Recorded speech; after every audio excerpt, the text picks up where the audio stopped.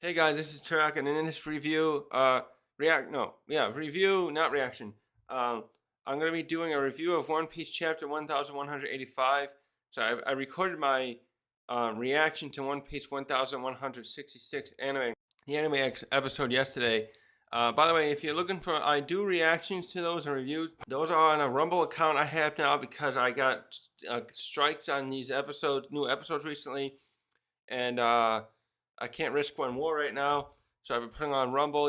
I'll link that in my description. I guess I should remind you guys too, like if you're, because I'm a small channel, I want to like if you guys watching my videos and you like this, please what did it say? Like, subscribe, share, leave a comment, that kind of stuff. I just like to make the content and get into it, and I yap a lot.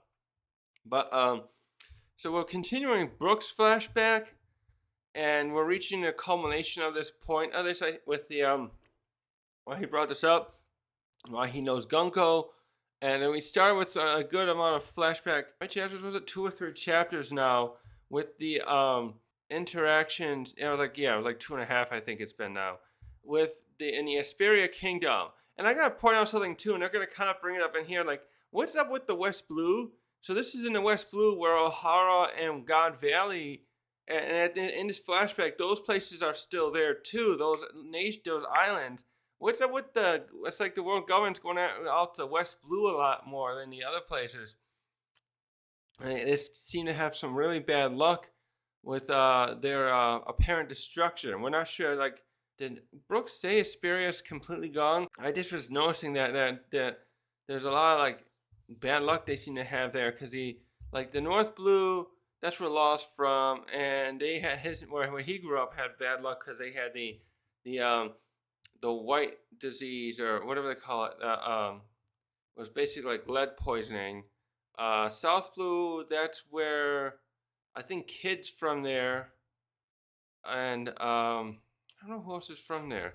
The West Blue here, that's where Brooks from here, Capone's from here, Morio, Shanks, and North Blue, Sanji and Law.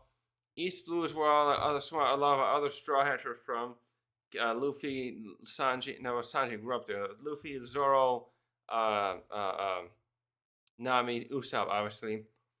So it's just like, what is like? Is there something with the West direction that Oda just keeps picking at to have that chef habit?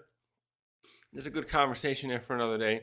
We'll continue this flashback where we start out in the middle of it, where we saw how Brooks' life was, where he's the head of one of the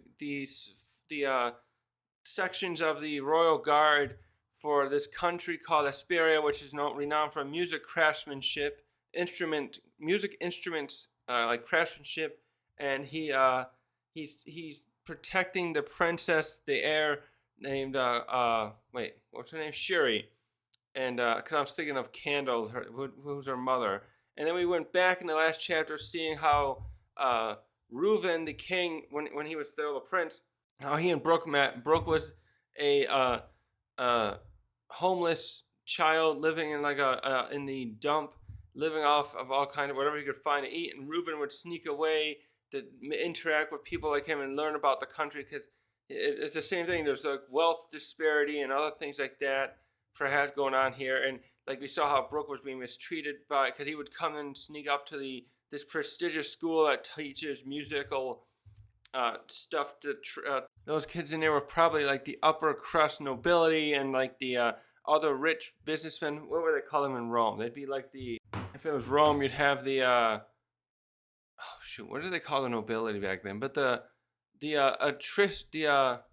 shit, there's something with an E, like the richer. There's like the nobility. There's always like in these older societies, there's the nobility, which are like very rich, but they don't always like in Rome and other places like that, though. They're often just like rich. Just I don't know what they don't even like. They go out and handle government stuff, and they got money through that, I guess. But then you'd have the upper crust of what they would still be part of a plebeian class, I think, in Rome, but they'd be really rich through running businesses, almost like corporations you might think of nowadays. And they were still frowned upon, though, by the nobility class. But they had the money too, and then rub elbows with those people. Cicero, for example, who was one of the famous politicians in Rome started out from a rich class, from the rich non-nobility class, and rose up into joining the Roman Senate, and then he was a consul a couple years before Caesar's first was. There's probably that kind of stuff going on here.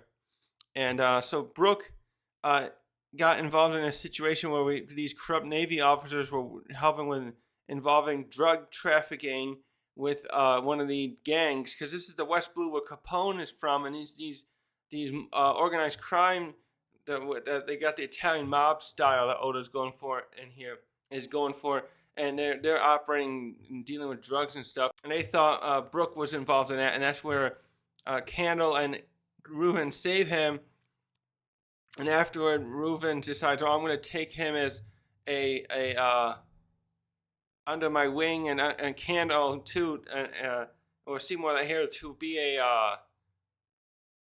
what would you call it? I'm just blanking all the right proper terms. She's gonna make him like a squire, would be like the version we hear in medieval stuff, to and teach him how to be a musician, because he has aspirations for that and has the talent for it, and this is where we find out he's gonna learn combat and stuff like that. But dark times are ahead. We know that Gunko, Shuri becomes Gunko and a member of the God's Knights, and we're going to see about some of that here. And it leaves a lot of questions that I'm very confused on, and that we'll get into here. So I don't have the cover handy here, but it's cute. I wanted to bring up, they have a cute cover here with Hancock practicing her cooking skills so that when Luffy returns, that she can prepare a meal for him herself. And I thought that was quite fun, nice to see that they're doing. I think Oda is going to be putting those two together. I'm wondering how he's going to handle that stuff. If he does like after the One Piece is found in the end of the main story here, is he going to jump ahead? I feel like he's going to do something kind of like he jumps ahead about 10 years and shows the other characters how they are. Ichigo and Orihime do get together and they have a kid. We see that Renji and Rukia get together. I'm sorry for you guys who wanted to ship, who was shipping Rukia and Ichigo. I was with you in the beginning of the story, but once I saw Renji and Rukia's backstory, and that would be like episode 29, 30 in the anime, or something like that. I knew Kubo was gonna not like do some other Twilight type stuff. I was almost worried about that, because at the same time I was watching Bleach, I was reading the Twilight books. Yes, I did read the Twilight books. There are parts of it I don't like. There are parts I do like. Mostly I like the world building with the vampires and the shape-shifting wolves, because they're not really werewolves in there. But the whole love triangle stuff Stephanie Meyer did, I wasn't a fan of. But she did that to fill out the story. But I was glad Kubo didn't go down that road. It was very clear Rukia and Ichigo later on were just friends. And so anyways, Rukia and Renji do get together, and they have a kid. I think Rukia becomes captain of Squad 13. Anyway, I want to know I want to know what's going to happen here, like where if Oda's going to put together some of these other characters where he set up romances here. The biggest problem is not really Sanji. Sanji's like its own thing. I don't know what to go with Sanji, but I'm thinking about Zoro. Zoro likes Tashigi, but then there's also I can't think of her name. Momonosuke's sister. Is it Hiyori? She's attracted to Zoro, and I'm wondering if they'll be putting together which one he'll marry. If he'll marry one of those people, women, and I think it's still going to be Tashigi, unless it's going to be something where like she thinks, oh, I don't want to, because you're just thinking about because she reminds him too much of his what's her name, his childhood friend. He could go that route, and then maybe he will go with Hiyori. Anyways, yeah, I'm wondering where he'll go with stuff like that, with that kind of stuff. And so here, yeah, he does stuff like this occasionally. Like here we know at this point here that Candle, this cat who's the head of the guard, is going to marry Reuben, so we'll get to that now. I'll just jump into this. I'm yapping too much again. Okay, so now we start the next chapter. We go immediately after, and so Prince Reuben at this time, this is when Brook is 11, so this is 79 years ago, and he's, yeah, right? Yeah. And he's like, Candle, I want you to take Brook as your squire, teach him all, and I want you to be able to handle teaching him how to act properly and etiquette and all that stuff. And so we get, they've given Brook a sword already to have with him because she's going to teach him combat. It's so cute to see Brook like this. I hope we get a flashback like this with Crocodile at some point. Oda really likes doing these flashbacks with this scene when they're children and really showing these impactful points in their young lives. Because Oda drew the warlords as children, and that's the only thing we've had to go on to try and figure out stuff like and speculate like what the childhood would have been for someone like Crocodile and Mihawk, and try to figure out what happened with them. And the Crocodile one, of course, spread more speculation of stuff because ever since the interaction between him and Ivankov, everyone's wondering, oh, was he a woman when he was younger, and then Ivankov turned him into a man. I was just watching another person realize that recently in their reaction. So like, okay, here's another one. I'm still not sure about that. I mean, that only because it just seems like that's too obvious. Maybe like my recent thought was maybe Crocodile had a friend of some sort that a friend or family member, I want to say, that's what I'm who Ivankov changed into somebody else, and maybe Crocodile's just against that kind of stuff. So the question there is like identifying who you are and what you want to be and stuff like that. And I'm thinking Oda could go down an interesting route with that, where Crocodile is satisfied with who he is, and maybe Ivankov is just trying to challenge him on that, and that's where it's an ideology almost thing there. And maybe somebody else Crocodile was really close to changed, and he just is mad at Ivankov for doing that. Yeah, I'm happy with seeing Brook as a kid and getting to understand him, to see him without his glasses, because Oda's tends to have a lot of these characters wear glasses and not less either eyes, and hit him and Doflamingo were the big ones for so long. So he's walking around and he's like, oh my gosh, there's all these pretty ladies around here. And look at it, he starts doing the thing here, like he starts pulling like Emperor Cusco in the Emperor's New Groove. Oh, look, a pretty one. Oh, that one's not so much. That one. And he's like, and Candle's like, oh, stop that. And he's giving her such a headache. And then Brook is like, we can see here too, Brook had when he was young, he had a huge crush on Candle. And this was the point of contention here, and I feel like they're gonna lean into this later with her daughter Shuri, because Shuri is trying to get Brook to look at her, and he has eyes for her mother. And of course, when Shuri's trying to say, "Hey, look at me, Brook," she's underage, and Brook has no feelings for her for that reason, and also just not at all because he likes Candle, and he's very respectable about it. But she keeps trying. They say, "Hey, look my way," or how do they say that? What is that? I've heard some people say like, "Oh, it's called notice me, senpai," type thing, and they're pulling that. And I think Brook was trying to do that a bit here, though he wasn't as forceful about it the way that Shuri's doing to him. But he compliments her here like, "Oh, you're the prettiest of them all, Candle." And so of course then she's trying to get him to do etiquette by saying, "Okay, I'm your superior now. I'm your mentor, so you have to call me Lady Candle." Oh, she does call him a squire here. That was another one I was trying to think of earlier. And now we get the first one he probably ever did. The first we ever see, or his earliest we ever see of Brook going, oh, he goes up to one of the other ladies like, "Oh, hey, can you show me your panties?" and because we saw him still doing this as an adult when he was 16 years later from now, when he's walking around with Shuri in the last chapter, he's doing the same thing. And Shuri was getting on him saying, "Hey, you're telling me to act all prim and proper, but you don't." And I was pointing out like, well, he's trying to, because she's the royalty, she has to act, set the example. Or the phrase I use is from this movie where it's like, "Do what I say, not what I do," type thing. So anyways, Brook is clearly Brook here. And so now we go to them when they're at school, starting to go to the school. And so we're rushing through this stuff a bit, getting a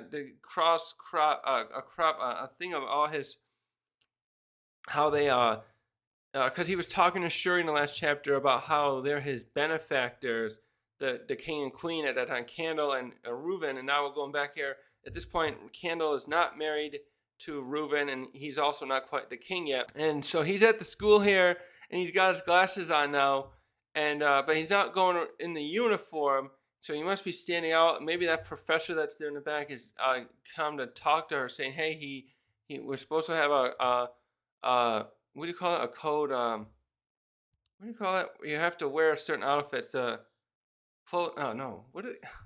God, I'm blanking on the term. School code. Um, and he won't do it, and he's wearing like his a regular outfit, maybe his old clothes he had, and Candle's coming in like, "What's wrong? You don't like a uniform?"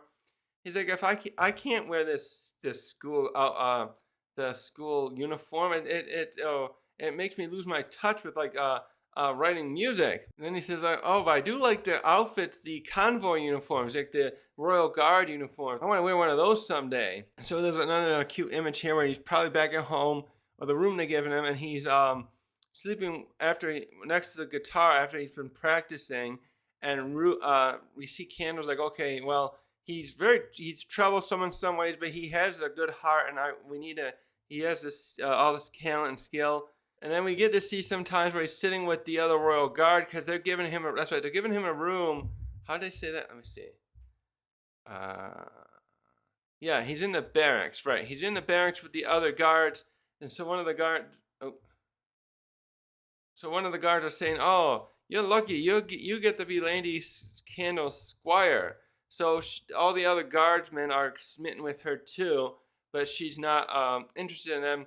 So we don't get to see anything where like they're like assholes about this. They're just like saying, "Oh, you're a lucky kid." So these are probably some of the other people that might be his friends, and I wonder if any of them ever join with him with his crew later. So we do get a scene here where while Brook is practicing with Candle, he's trying to hint at her the way Shuri does to him later, like, "Oh, I noticed you, how pretty you are," and stuff like that. So he's like, "Are you in love with any particular man, Candle?" And she again she's trying to correct him because he won't say Lady Candle. And the one thing I have with this is like, okay, if you're by yourselves, why can't he just say your first name? Why does it bother you so much? I always find that really a little annoying with certain conversations where I remember this in Harry Potter somewhere. I think it was with a conversation between Harry and Professor Dumbledore. Harry would always just say for Professor Snape. He always says, "Oh, Snape this," or Snape said something, and Dumbledore a number of times always says Professor Snape, and like it's just the two of you talking. It just annoys me so. I can't just simplify the thing. I have to always say Professor Snape. I have to say Mr. Smith. And just stop. It just kind of, I think there are certain conversations like that where you don't have to. And I think they also often have it the other way. I think they do often have the other times in some of these shows where like they're military characters or something and they're close. Have the officer below always using the formal stuff, and then the other one will say you don't have to do that when it's just us. So it goes both ways, but it's kind of annoying, especially like in this capacity where it's like can't Brook just say Candle there? Why does it bother you? Are you just, or is it really just like, oh, they're really concerned if he breaks saying that here, he'll let that slip other times. Anyway, she's like, "Yes, I am interested in someone, but he's far out of my league," which is very weird. So this is shortly before she's gonna be with Reuben, but she sees herself as below him, and I don't know why she puts that down. I feel a little sad when I see characters put themselves down like that. Oh, I'm not good enough for them. Like, oh, don't put yourself down like that. I don't know. So this thing, and she's like, "Oh, so I'm training very hard all the time with my swordsmanship, so I could be as close to him as possible." And Brook does this. "Oh, maybe if you just dress more ladylike, he'll like you." And she's like, "Well, that's okay, but I'm happy just being by his side."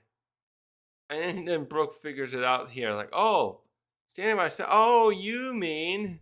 Because he knows she's basically the personal bodyguard to Prince Reuben at this time. Oh, wait, no. Okay, this is me? Oh, maybe he's joking there. Okay, no, he probably didn't. He probably just knew. Me? And she goes, "No!" And I like how Oda made sure he drew in the whenever a character's really angry about something, I like how he draws the fangs in their mouth here. Right here, he does it. It's really cute with Candle. So it continues here, and they're walking together in the town, and I like that Oda's also keen consistent with showing that Candle is admired by so many of the citizens of Esperia. And so while they're walking around this one day, he's like, "Oh, if you're dressing up like a man, do you also wear men's underwear?" And she's like, "No, of course not." And so he's like, "Well, then can you show them to me to prove it?" And she's like, "Brook, you still won't learn any etiquette. Etiquette. If you're asking favors of others, you have to speak politely." She walked into this one. So he says, "Well, wait a minute. Oh, okay. So will you please show me your panties?" Okay. And then there's a shot where she whacked him in the head. It's like, "No, of course I'm not doing that." And then she's like, "Oh, forget speaking politely. It looks like I also got to beat some manners into you. Good grief." And she's like, "Strength and etiquette are equally important. You must remember this." Oh, look, she's like, what is she giving a coin to someone there? I think so, right here. Just checking my mouse. Yeah. And so, now I think this will be the last point where they show him as a kid. And he's like, "Oh, really? Okay. I'll have to try much harder." So like he's thinking, "Oh, maybe that's what I have to do to impress her." So it seems like by the time so at this point after this, he somewhat realizes, okay, he still has maybe a little bit these romantic feelings for her, but he now we're jumping back to long after she's married, and so he might have learned to put those aside. Like this was a childhood crush and stuff like that. And so now he's going back to the story where this started in the last chapter. This part of the flashback, it went further back to Brook's childhood, and he's talking about how we're so lucky to have someone like Candle here. She's the light. So it's like literal with her name, the light of our country. So then he starts going on here with a story about how a celestial dragon came to visit them. Not visit them. He washed up on Esperia, and a ship washed up, and there was a celestial dragon here, and Brooke was talking about how stressful it was for Candle because the guy was basically like the others we've seen, where they make all those demands, like, "Oh, I'm better than you. I deserve to be doted on with anything I desire." Um, and he was going on pointing out that Candle was so fatigued dealing with this person that she was bed resting for fatigue from the fatigue of it for several months. And he's saying it was so, even the rest of the country was so um what do you call it, downtrodden a bit because Candle wasn't in a good mood. I I just find this is something I want to make a little rant on. It's always like, okay, if our queen isn't doing good, we aren't. It's like, okay, you guys gotta cheer up a little bit too and cheer her up. It's Oda does this a lot, where it's like if the leader's bad, the whole rest of the country's doing a downturn. It's like we have to pull ourselves up. I think sometimes I say, okay, let's cheer that person up and say, hey, we're still here for you, Candle. Don't worry about it. We're here. We'll be ready to chipper and chip in and all this stuff when you're back there yourself. But Oda does this a lot with if the leader's not feeling too good, and it's like, okay, I get if they really look like they're on a deathbed, like, oh my gosh, this is horrible. But if it's just like they're not doing too well or they're gone, it just feels like it always feels like Oda's going for like that these nations need a central leader to be there at all times, even feeling good, or I don't know, like there's like they're like sheep or something like that. Like they're all lost. Like, oh my gosh, how will we survive? Like, well, guys, just carry on your own stuff and stick together as a society, and it's not going to be the end of the world. I don't know. It's a little annoying. Uh, and so he's like, "Oh, this was the precursor. The Canada being around was great, but it was the precursor to something even more wonderful." So then he goes into their marriage. So like, the later on when your father, the uncouth prince, he ascended the throne, and then at that time he announced that he would be marrying your mother, Lady Candle. And the crowd was rejoicing over this. When you were born, it was truly a great time for us all, and stuff. He's like, and then then he's talking about how some of the people said, "Oh, thank goodness that the child took more after Candle than Reuben," which I find a little offensive. I think Reuben looks quite handsome. He's got maybe he needs to shave more often. But other than that, I think Reuben. I did say he dressed like a slob when I first saw him when he's at this time period. I'm wondering if I think that's what they're going for. Like he doesn't want to dress up very with the fancy suit, maybe some those military honors and stuff like that. But like I think Reuben just looks like someone who needs to like clean up his face and maybe comb his hair more, and he looks very handsome. Anyways. So anyways, Brook ends the story. But anyways, I'm getting way off track. The point is, this is your parents. I love your parents very much because they took care of me. They took me in. I wouldn't be here without them. And then so he finishes off by saying, "Here, I got a new song for you. I call this one Sacrificial Rock." So now he's singing. Wait. So now she starts going into a story trying to say, well, like she's trying to get him to almost like confess his feelings for her. She's hoping to like see him to still see her as to court her, to see her as a partner, not just someone he has to protect. And so she's trying to test him out, like, Brooke, what would happen if I was in some kind of danger? And it's like, I'd give up my life for you, of course. And she's like, only because I'm mom and dad's daughter? And he's like, well, it's because it's you. I care about you. And okay, he kind of paused there, and she's just not satisfied with his answer, so she starts having a tantrum and pouting and stuff. Come on, and she's like, come on, you can tell me. So she's really thinking like, okay, maybe he does. She's kind of, I guess it looks like she's thinking he does care about me, maybe romantically, but he just can't admit it because he doesn't want to piss off my mom and dad.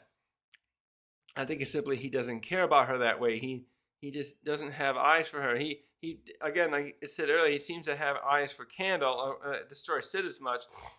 So yeah, she's pouting here. So yeah, she's pouting here about that. So he gives her a lollipop to make her feel better in that moment. So now we're going around to some other stuff, and we get more Reuben and Candle. It looks like Reuben just feels like she's not paying attention to him much anymore, and we're seeing them practice swordsmanship. So it looks like Klook is much better at swordsmanship than her at this point. Like, and I'm sure she's improving, but he doesn't look like he's even breaking a sweat here.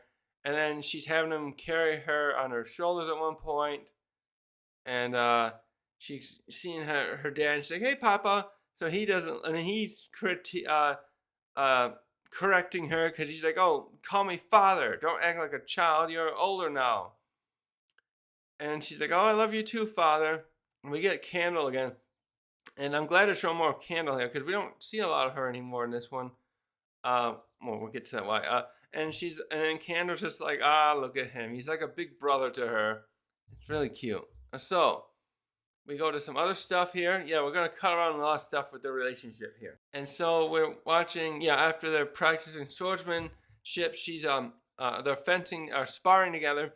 She got a little cut, and Brook's like, "Oh no, you hurt. Let me help you here." And he rushes over with a first aid kit. So this is also the title of this chapter coming up. So he's like, when you wanna when I want to be independent from your parents, why not sing a song for a change of pace? So it's called "Mind Your Own Beeswax." I don't know why he's bringing it up like that. It's very interesting here. The theme, I'm not getting the theme there with that myself. I'm just there's so much here I'm trying to keep my head. He's singing her a song here that he learned from somebody else, from another kingdom. And we're just seeing a lot of little stuff together. So they're walking the city when it rained, and she's petting a puppy. And it looks like she wants to grow taller. It looks like she's not going to get, maybe, was her mother taller? I don't think we saw Brook next to Candle when he's an adult, so it's hard to say. But I suspect Shuri is not going to be as tall as her mother. And we see her there when he's measuring her, and she's standing on her toes to say, "See, I'm growing." This is part of her little bit of her what would you call it, like her anyway, she wants to be taller to be seen as a woman in Brook's eyes. She figures if she's too short, she's a child still, and she's thinking, oh, if I get tall enough and I'm near his same height, then he'll see me as a woman. And we're seeing other stuff. Like here, they're at a party, and Brook looks like he got a bit drunk and tipsy, and he's asking other women to see her panties, and she comes over there and beats the crap out of him and stuff like that. Oh, what's with this shot here? So she scares him with a ghost thing, which is very good, like foreshadowing, because that's what Brook can do now. So now they're singing that song together while they're fishing.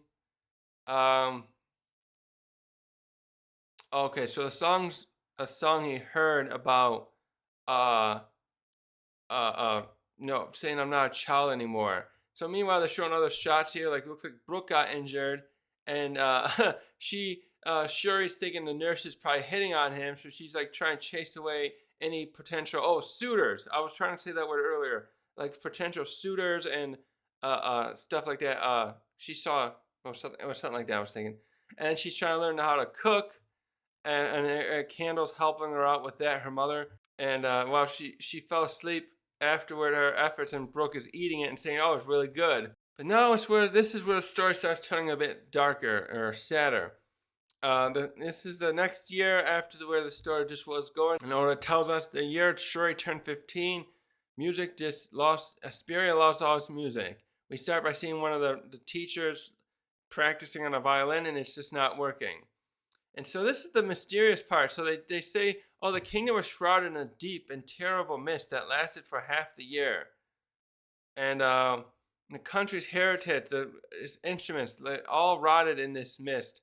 And the mist curled into smog and swallowed the whole island. So there's something here, some kind of poisonous smog comes through the city and is killing a lot of the people.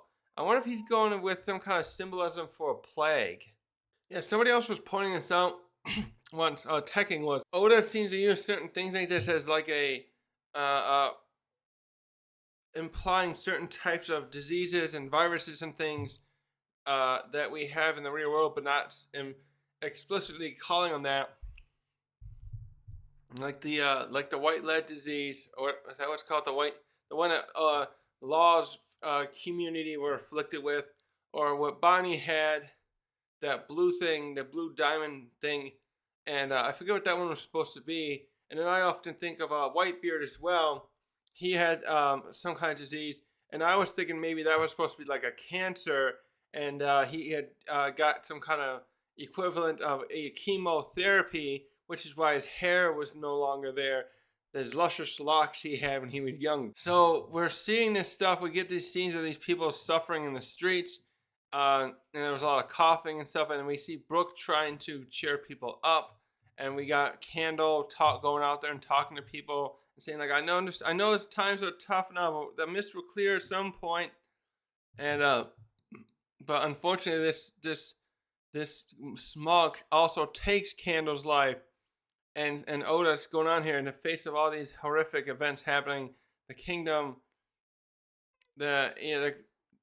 grew weary and numb, and after, even when the mist left, the scars were left deeply by all. And we get a scene here of Reuven, Brook, and Shuri mourning as they're after because Candle's life was taken too by this. So yeah, this is really sad how their Candle was taken out in here. I was not sure how they were going to do this with Candle. I was thinking earlier that Candle was going to be taken by the celestial dragon like Ginny was. No, it's just something happened here. Some kind of weird fog came through here. And I did see a comment from somebody saying on one of the reviews I should have avoided. I didn't watch the review yet. It's from the Book and Tropes, her Book and Tropes channel. And I looked through her comments, and I gotta be careful with those, because somebody was pointing out, oh, maybe the celestial dragons did this for some reason. And so I was just like keeping that in mind. So Candle, her passing was much less sad than I was worried about. That's my only thing that makes me feel better. I was just really worried when I knew the Celestial Dragons were going to be involved in the story. It was going to be about that. But I'm glad they show the mourning like this. So we see how everyone really cared for her like this, and it's just bad. I'm not sure I'm ready for this anime episode because it's going to be one of the sad ones then with this. I hope they do with this elaborate and not elaborate, show more of Candle for us to get to know her. They didn't show her a whole lot in here. We saw more of Brook and Shuri's relationship. So now we're going on. Oh, sorry. So now we go to this scene here a little after, and someone's informing the King Reuben because of like probably they haven't been able to sell. It seemed like their trade was selling handcrafted, well-crafted instruments, and someone saying to Reuben like, "Sire, we're not going to be able to make the required amount of the tribute to the world government this year." And this is where we're going to see the repercussions of this, and this is where it's really messed up. So we go on to Brook and Shuri sparring together. Also, I forgot to point out, this is around the same time that this is where Loki's a little baby. So it's just interesting how there's parallels with Elbath and Esperia are going through hard times here. I'm wondering if Oda's purposely putting some of these timelines together like that to show how there's different points where the governments, certain countries are undergoing bad luck, like these highs and low things. That'll be something to go over at a later time. So we see them sparring together still, and so they're talking together, and so Brook's complimenting her, I think, for like saying, "Oh, she's improving so much," that he says to her, "Oh, sometimes I think you're getting so good, you can actually see in the future, Princess Shuri." And she's like, "Yes, maybe so. I'm training hard so I can fight just like Mother." Oh, and she says, "Oh, didn't catch that first time." She was gonna say "Mama," but then she's trying to say it the way that her father always wanted her to correct her to say. And I said, "I think you have the potential, Princess Shuri, but I don't think your father would ever allow you to fight in the front lines in some kind of battle." And she's like, "Father, he seems to have something really weighing on his mind these days. So he's yet to tell them about the thing with the not being able to pay the tribute." Uh, and Brooke says, "Well, yeah, I imagine so, but I don't think there's much we can do to help. So I'll just have to continue my duties of protecting you." Okay, and so this is where she talks about, okay, yeah, there goes this bit of a flashback I think it was back right before Harold's flashback. They talked about how his dream was to be a pirate. So Brooke has brought that dream up to her, and Shuri's like, "Oh, I thought your dream was to be a pirate, Brooke." And he's like, "Well, my that comes second, my dreams. My first is my duty to take care of you." And he's like, "Well, when you do decide to go, I'll come with you." And he's like, "You can't do that." And but she's like, "I will." So yeah, she's ready to go. And Brooks, this is a very difficult situation here. I agree with Brooke and Shuri here. So I believe in having a person being able to follow their dreams and being able to have their own agency. But like Brooke's thinking about how the country needs a strong leader at the helm to be there. Kind of like this is like the decision Vivi had to make at the end of Alabasta. She wanted to continue going along and adventuring with the Straw Hats, but she had to stay there with her people, and she decided to do that. Shuri's younger than Vivi. Vivi's like, what was Vivi then? 16, 17? 2 years ago? I forget now. Shuri's like just wants to go out to sea, especially because she's just smitten with Brook. She wants to go wherever he goes. I was just thinking for a second, God, I'm glad Oda's not like, I know there's some of these other mangas where they like some character like her, where they're smitten with a guy. I can just see if she got to be several years older, she'd be trying to have him purposely lay a trap where she'd probably make him come into the bedroom, peeking at her bedroom while she's changing into a pajamas or something. "Oh, you caught me." I was thinking she probably would do that later. Anyways, we're not going to get that far into the stuff. So now we get into where the stuff gets very serious. We see a point here where, why has he got change on his thing? So Reuben comes out and says there's going to be war with the world government. So this is messed up. I just thought the world government would let them go if they don't pay the tribute. But what he goes on to say here is that I can't pay the tribute, And so they're saying they demanded 1,000 citizens from us to be turned over as slaves. That's the only way to pay off the heavenly tribute if we want to stay in the world government. And he's like, but I know being a slave in a holy land is the same as death. And he says the government will be coming here in 2 months. So he's basically saying, yeah, they gave him this ultimatum, and he said, no, I'm not going to do that. And it says they're preparing, they're going to come and attack us. I thought they would just like cut them loose. So this is very interesting to me, like thinking, okay, no, they're going to come there. So what, they're going to forcibly just take those people? I'm thinking they must be like, so this is hard to talk about in a way, but the way they treat their slaves, they probably are losing so many people at times, the celestial dragons, that they go out and seek a way to take other people and be their slaves, and now they're probably at a pretty low deficit of having enough the slaves for what all their indulgences, the horrible indulgences, and now they're thinking, oh well, one of these countries can't pay for their heavenly tribute. Hey, hand us over some people, we'll call it even. And then when Reuben said no, they're gonna so my other thing was like, maybe they'll cut them loose. Instead, they say, well, you're not part of us. But instead they're saying, well, no, we're going to come there. If you don't pay out or give those people to us, some of your people, we're just going to come there. So, but Brook's just like, I understand, my majesty. And so he's like just stealing himself here too, to say like, okay, it's going to be a war then. So this is really interesting too, because this is like the first time we see, the earliest point now we see that one of the Straw Hats went up against the world government. Because when we started this, seeing that earliest in the story, seeing Luffy and the other Straw Hats going up against the world government to protect Robin, and Luffy didn't hesitate to tell Usopp to burn down that flag of the world government in that one scene. But now we see that Brook, back then, with his devotion to his king, was ready to fight them, and we're going to see some of that here. And this is where Reuben's moment's good too. He's like, I'm not going to let my citizens be handed over to them like that. So good on him. He's like, he's standing up. He's like, I understand we don't want to go to war, but at the same time, I will not just hand over my citizens just like that to these fucking assholes up there. I really respect Reuben for this here. He's really proved to be a good guy in his steadfast leadership, so to speak, of his citizens and caring about them and stuff. We saw with him how he treated Brook, and now here. And so now we get a scene where Brook's out in the city, and you can see too the people are still it's like they're still recovering from that the losses and they're suffering with because of that poisonous smog. And some of them come out to Brook for reassurance, and they're like, "Is our country doomed, Captain?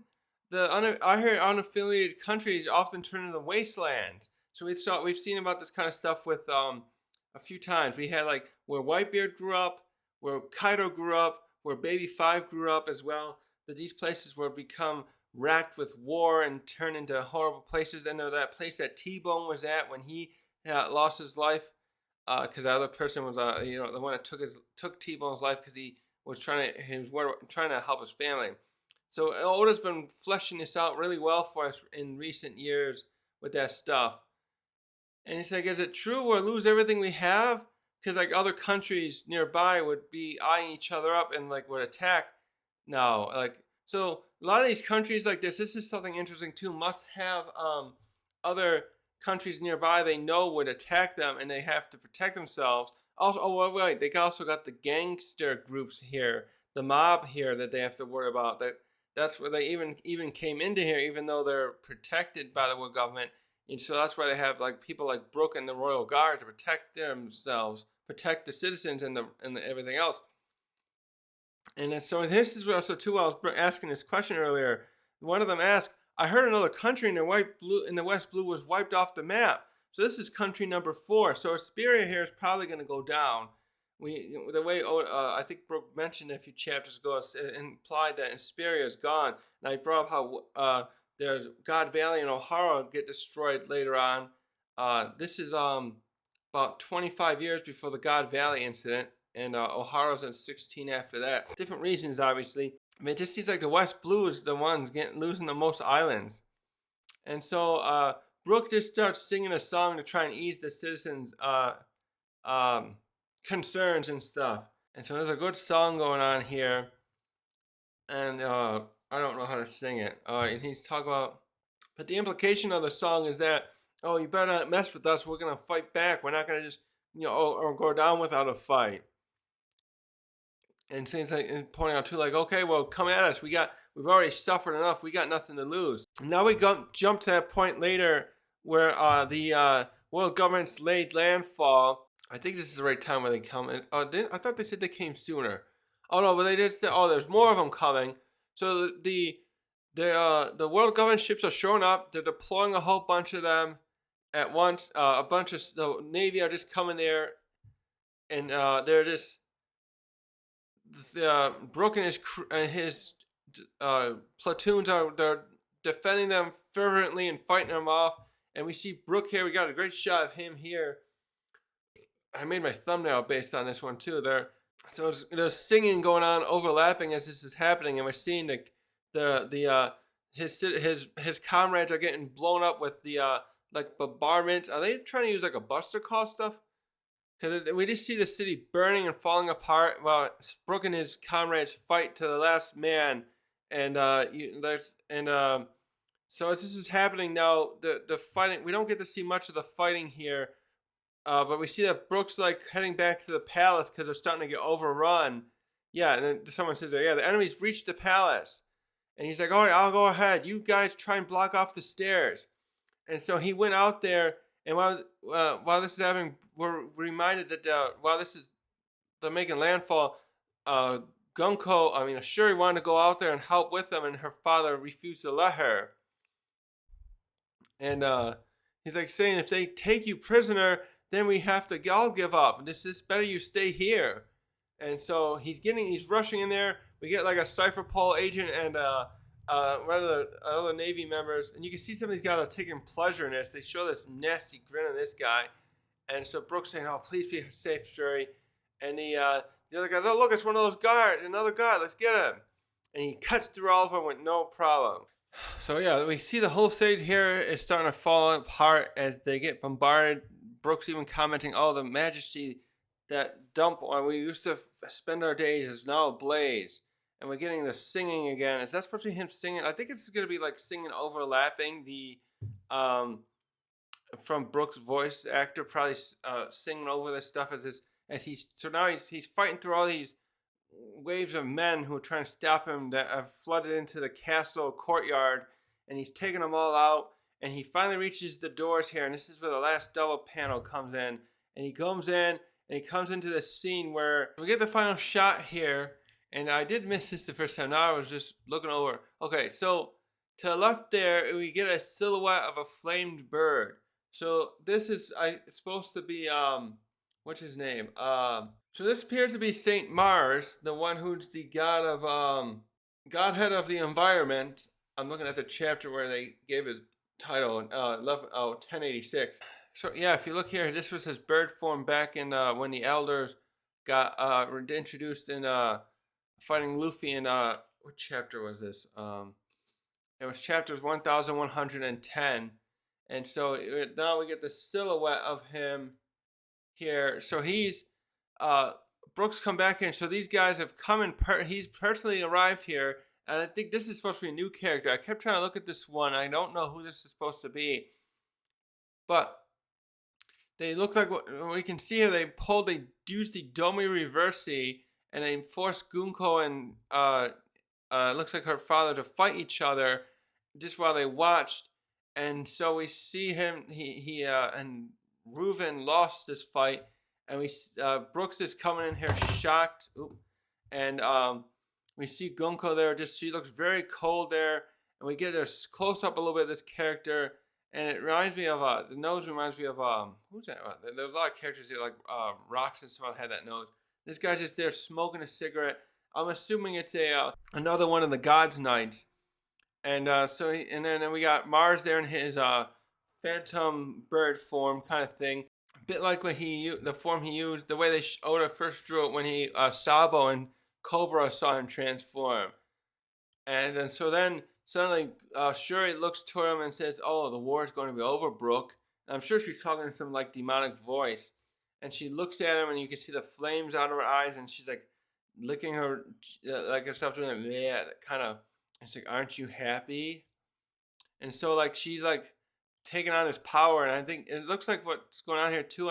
With that is I'm thinking her, um, she's enjoying this power because she's been so frustrated for so long, being repressed and held back by her father.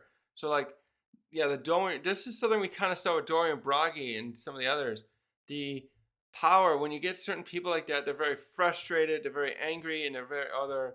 They got other proclivities like that, and then the Doma Reverse possesses them.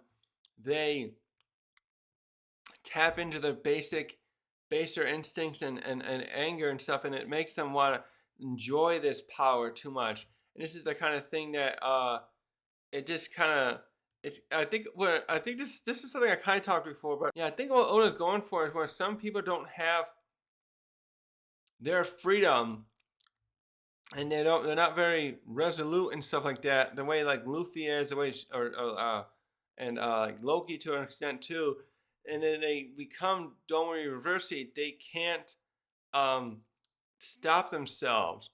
This happened a bit to Rox as well, where he lost control, but he started fighting back because he had he been he was very strong-willed in many ways, and we saw that. But he was always taking enjoyment in like all the heists and the pillaging and stuff that he did when he was in charge of the Rocks Pirates.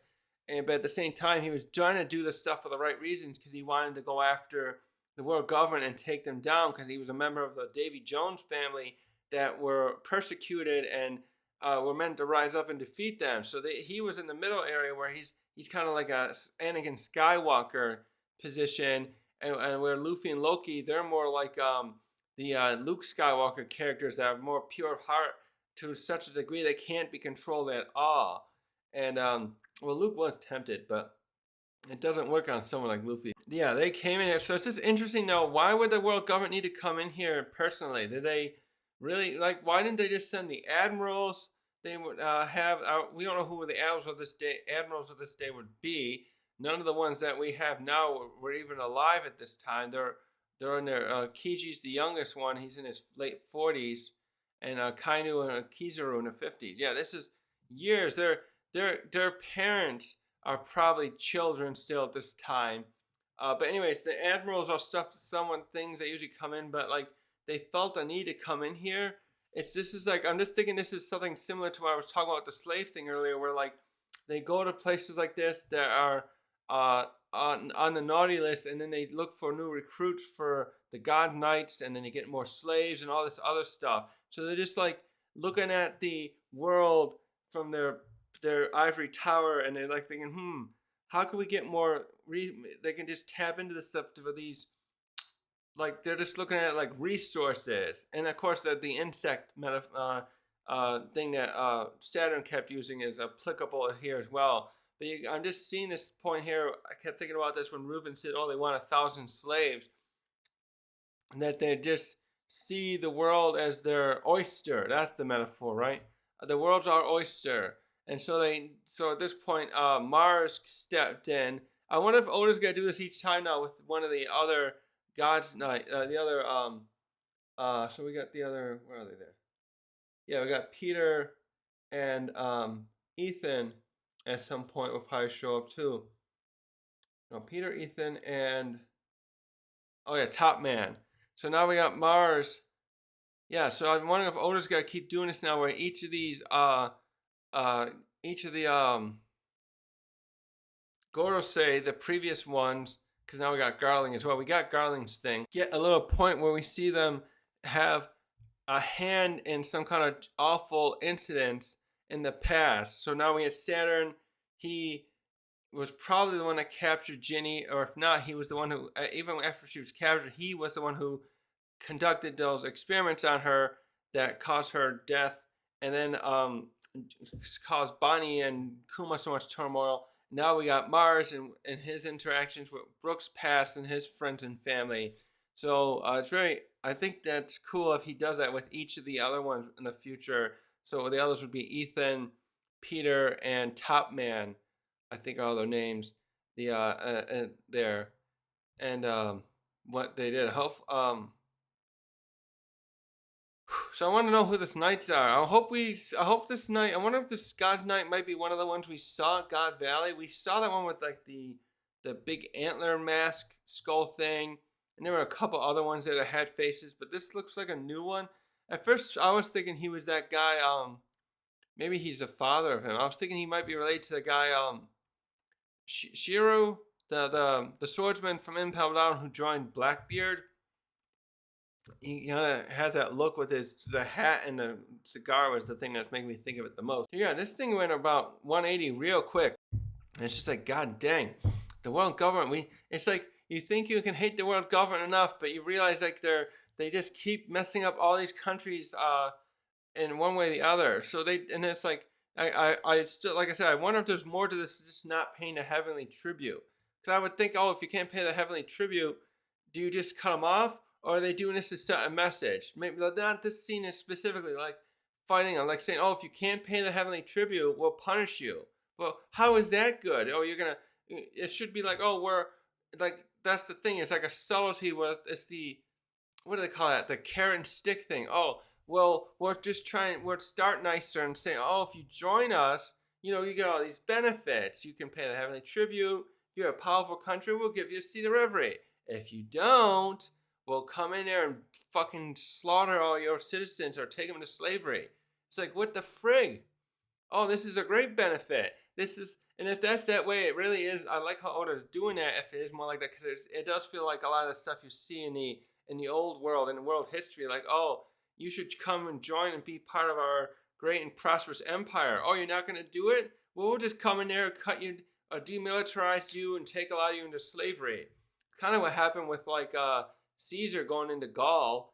Like Caesar, like his antics and stuff were very interesting with his stuff with the his dealing with his political enemies were always very interesting and sometimes funny to me. But the stuff he did in Gaul, he basically did this kind of action like this, like, oh, I'm going to bring in this area of these Gaul tribes into our thing so I can get all this money, and he just kept causing actions. He stopped all those people from traversing from one area to another and took a lot of slaves, and it was just kind of like this. It's like, oh, you have no choice in the matter. You either join or I kill a lot of you, and then you join. It's like really messed up stuff that happened. Like, and like you see like what the Mongols did. They went and took over China and other areas, and just a lot of people died. And it's just like so it's just like very interesting to see Oda incorporate an aspect of that into this world government. I like the realism we're seeing here of this carrot and stick approach the world government's doing and trying to say, oh, you guys have no choice in being part of our country, our federation. You join, and if you the thing is, I wonder if they did this from the beginning. What I'm kind of getting at too is I wonder early on they would say, hey, everyone just join in, come on. They would do the friendly approach where, yeah, join. It'll be great fun. It'll be great. You'll get all the protection. All your neighbors attacking you, come here and pay us a tribute, and we'll protect you, and you get these benefits. But then later on, if they're getting worried, oh, some of these people want to just defect and leave. Oh, well, we can't have that. That looks bad.